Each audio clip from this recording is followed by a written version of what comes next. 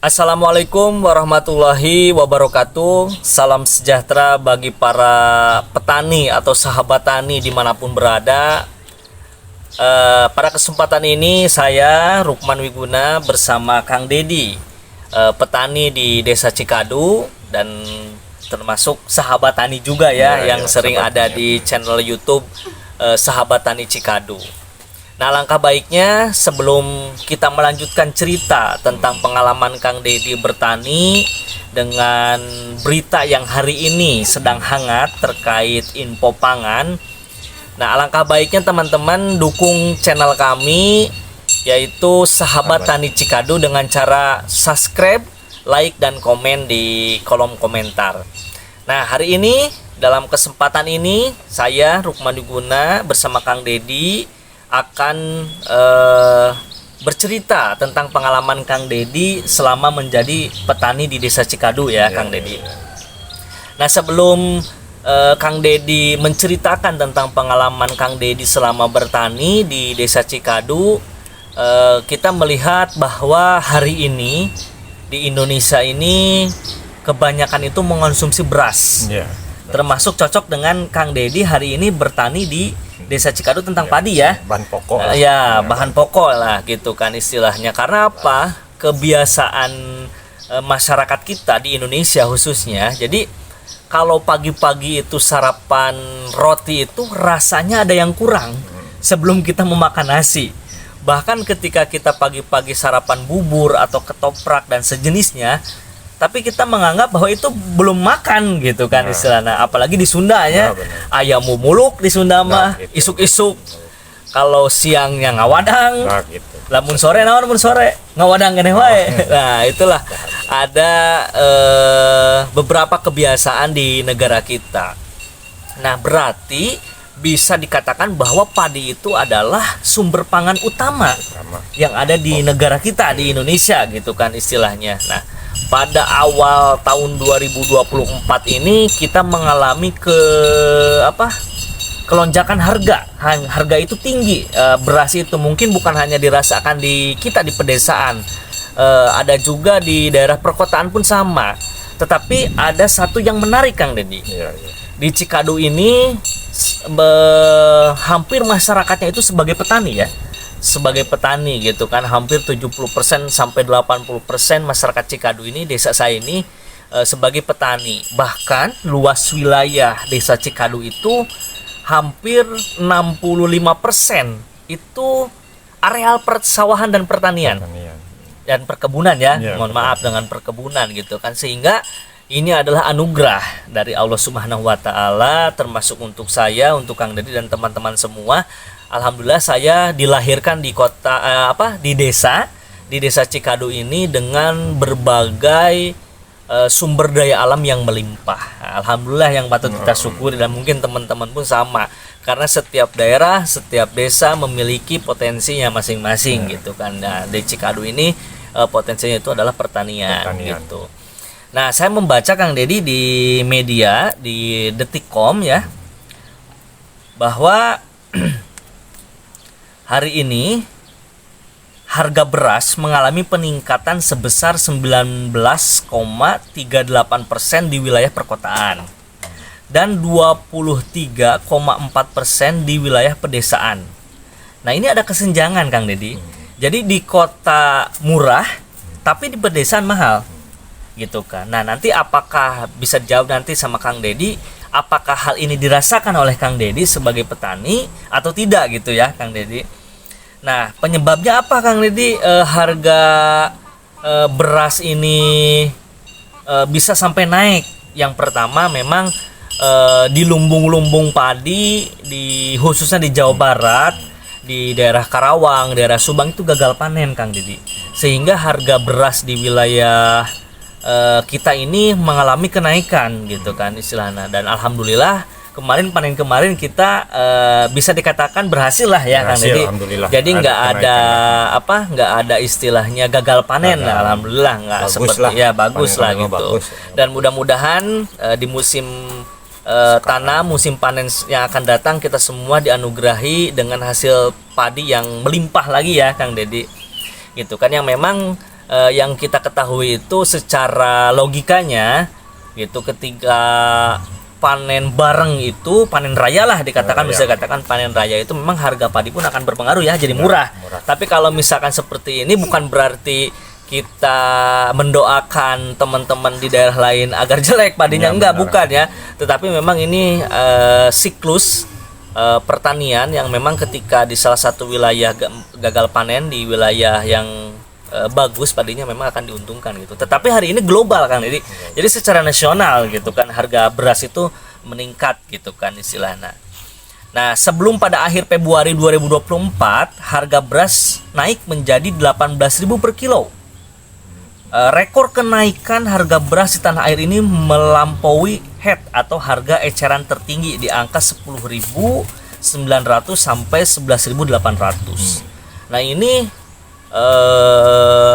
bagi para petani ini memang kabar gembira gitu kan. Tetapi bagi teman-teman khususnya ibu-ibu nih, ibu-ibu rumah tangga ini pasti akan mengeluh dengan harga pangan yang sangat tinggi gitu kan istilahnya. Nah, hari ini kita untuk memotivasi para petani agar terus bertani, dari hal ini kita bisa mendengarkan cerita Kang Dedi nih hari ini. Nah, Kang Dedi, tadi kan saya sudah bercerita ya mengenai hari ini itu harga beras itu sedang naik lah gitu, tinggi lah gitu kan. Nah, bagaimana yang dirasakan secara pribadi Kang Dedi, harga beras naik itu seperti apa gitu kan? Silakan diceritakan ke teman-teman sahabat tani di mana sahabat tani di YouTube. Faktornya kenaikan padi karena ini kan cuaca hujannya nggak normal lah ya, jadi ada agak-agak musim kemarau, jadi faktornya naik padi bisa karena cuaca, kekurangan air lah ya. Kan ini kan persawahan itu menggunakan air hujan kebanyakannya di sini kan. Faktor itu bisa menjadi padi mahal dimanapun gitulah. Kalau petani menggunakan air hujan dimanapun pasti ada yang gagal panen, pasti harga pasti naik. Nah, kalau saya ini petani, padi naik itu menggembirakan kalau saya sebagai petani padi lah gitu ya, menggembirakan kalau petani mah. Jadi seimbang dengan harga pupuk, obat, apa kebutuhan pesawahan lah petani gitunya. Nah, seimbang jeung hargaan. Alhamdulillah jeung petani menggembirakan, pasti sebagian orang yang beli pasti itu agak mengeluh lah, agak kemahalan, tapi kan resikonya yang belinya bagaimana lah petani, kalau petani dimurahkan, petani yang rugi gitu. Makanya harus seimbang lah gitu. Jadi harga gabah seimbang gini ya bagus kalau saya mah sebagai petani gitu, agak gembira lah gitu. Ya, mudah-mudahan ya Kang Dedi ada solusi dari pemerintah agar petani tidak dirugikan, pembeli pun merasa tidak dirugikan juga. Ya, mudah-mudahan seperti penting itu. ada keseimbangan lah, yang beli ya enak, kalau bahasa Indonesia yang ya jual ya pas lah. Ya gitu. Dengan modal kita sebagai petani penanam padi terutama gitu. Dari desa Cikadu ini gitu. Nah, selanjutnya Kang Dedi terkait masalah pertanian, masih seputar pertanian ya Kang Dedi. Pengalaman Kang Dedi selama bertani ini ada hal yang memang membuat Kang Dedi jadi sudahlah saya tidak ingin jadi petani, ada tidak gitu kan? Silakan dijawab. Kalau di itu mah kan menanam padi itu kan kalau bahasa ini mah ada gagalnya lah, ada gagal gitu kan. Nggak panen pastilah ada agak mengeluh gitu.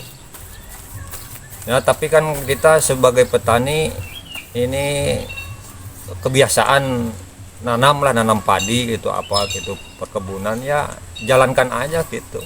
Sebagai mestinya kalau ruginya rugi. Jadi kalau kita mengeluh terus ya kita kan sehari-hari makannya nasi apa seperti sayur-sayuran, kalau nggak mau nanam lagi ya makan apa kita gitu. Makanya semangat terus lah. Ya kalau rugi ya rugi, dan nanti juga pasti ada berhasilnya lah. Jadi jangan putus asa lah sebagai petani gitu. Kan ini terlalu semangat lah, biarpun sedikit nanamnya gitu. Apalagi yang banyak gitu. Kan tadi mah kan tadinya ya udah jadi petani ya geluti aja lah. Jalani lah gitu.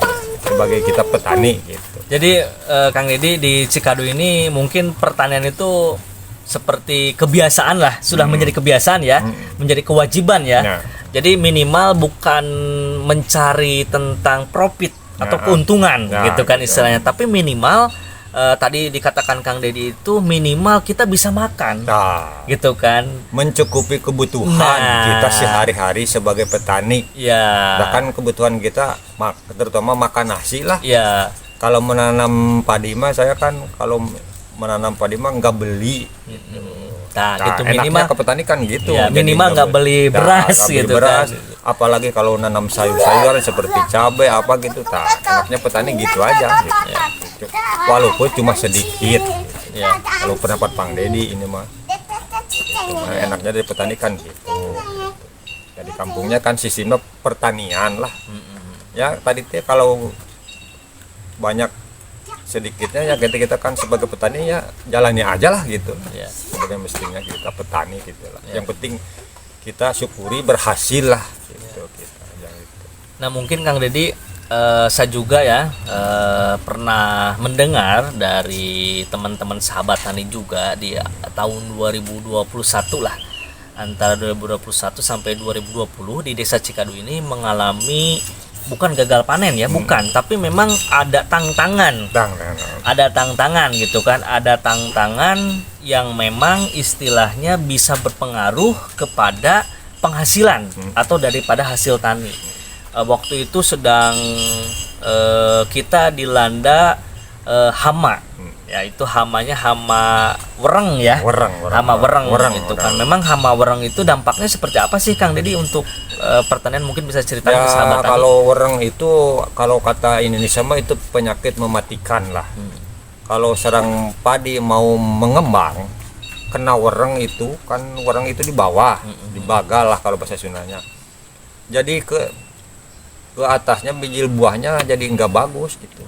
Nggak mengisi lah, langsung nggak ngisi putih gitu. ya, langsung putih ya, nggak ada isinya lah gitu. Iya. Itu wereng itu sangat mematikan buat tanam padi.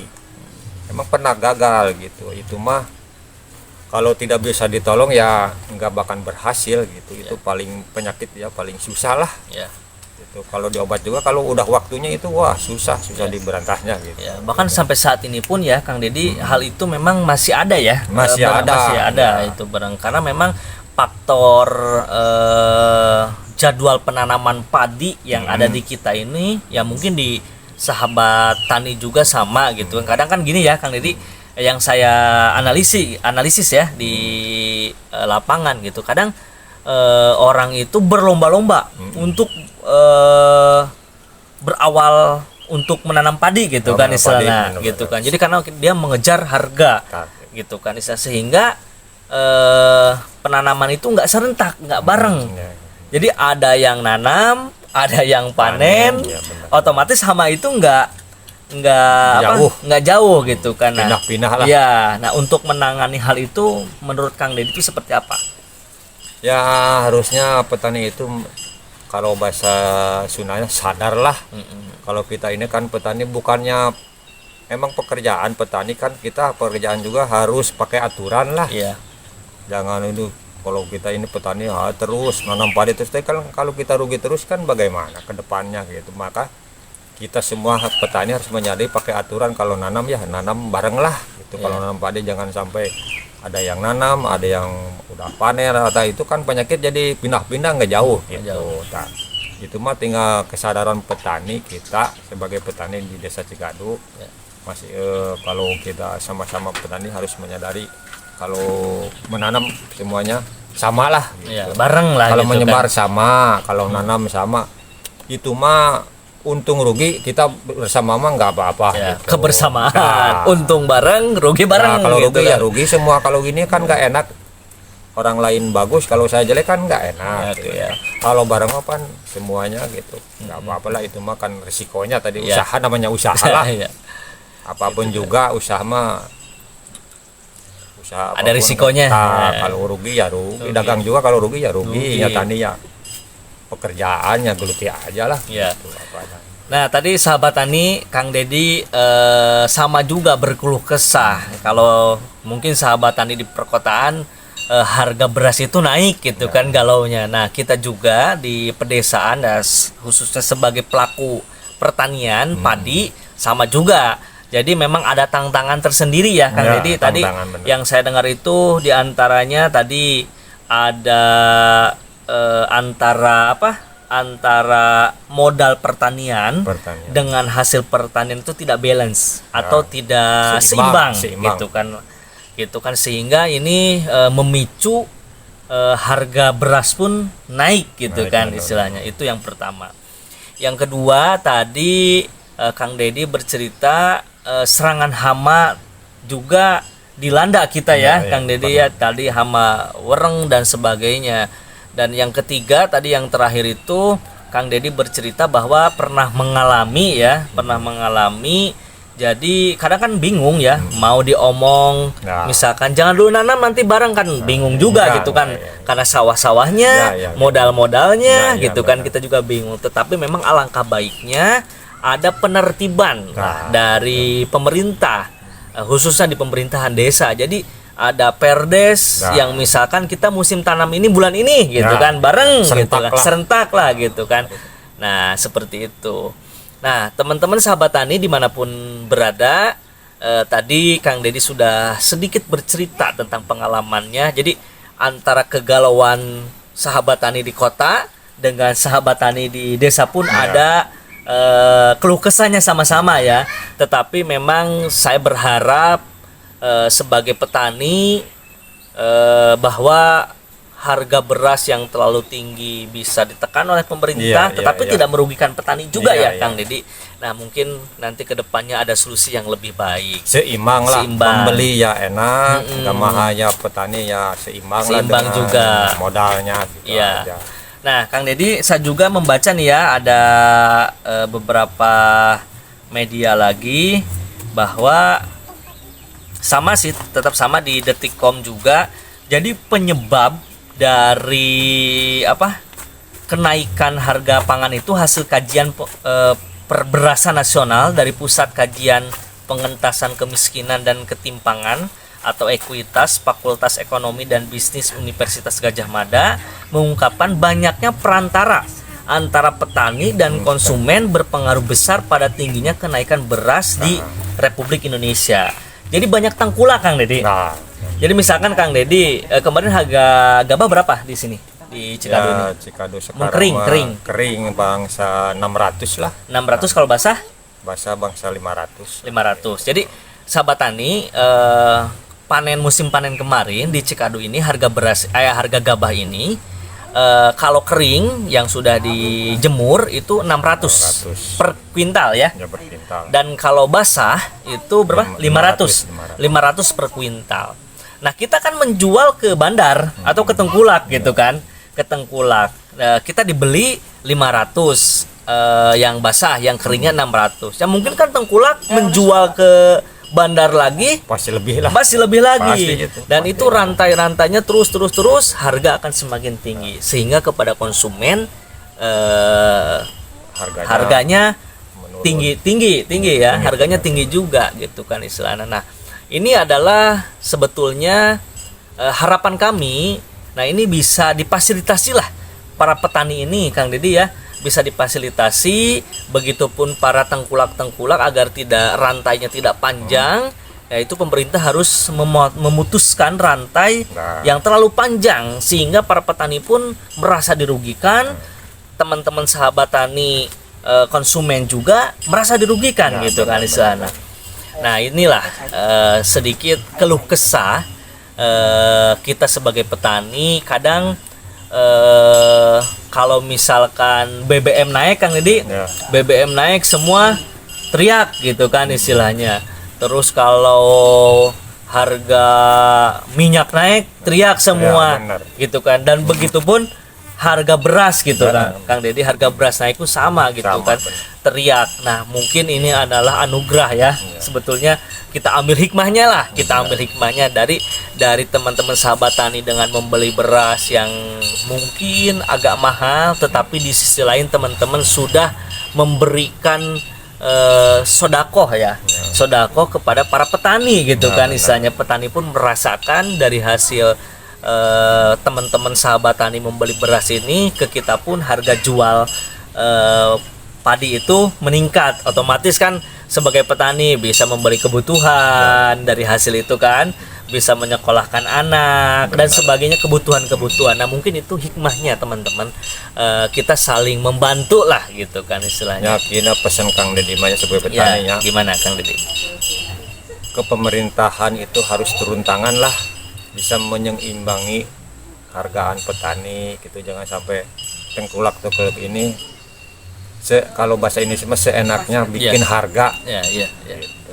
Petani itu harus seimbang lah. Gitu. Jangan di sananya naik, ke tengkulaknya kan katanya murah.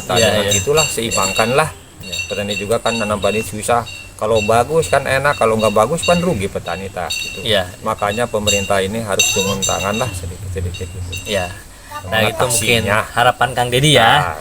Harapan Kang Dedi. Nah teman-teman semua sahabat tani dimanapun berada, memang sih sebetulnya hari ini kita dilanda pengurangan lahan pertanian Kang Dedi, khususnya di perkotaan gitu. Sekarang sudah banyak industri yang masuk.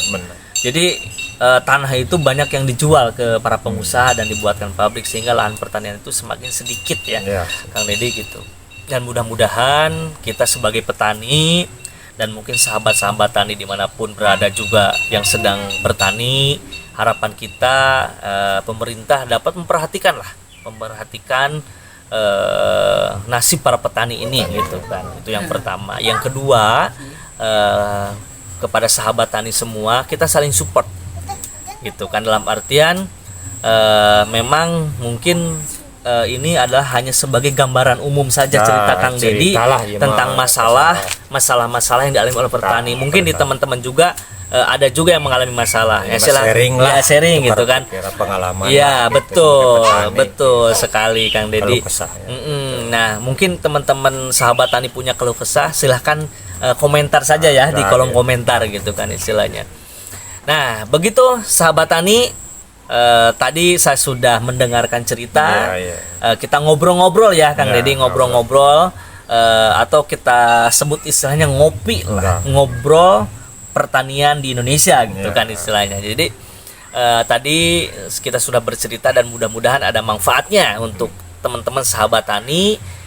Selain itu bisa menumbuhkan semangat gitu kan, semangat untuk bertani. Saya selalu mengajak, ayo masyarakat Indonesia semua kita bertani gitu kan istilahnya, dengan memanfaatkan istilahnya lahan yang ada saja ya, seperti Kang Dedi ini kan ada di polybag gitu kan dan sebagainya. Mudah-mudahan bisa dicontoh juga oleh teman-teman sahabat tani. Minimal kita tidak beli, mengurangi lah salah satu kebutuhan pokok kita gitu kan. Seperti Kang Dedi kan nanam cabai ya, cabai rawit. Nah mungkin kan ketika nanti panen, istri Kang Dedi nggak beli cabai gitu kan, karena ada ya, minimal itu ya.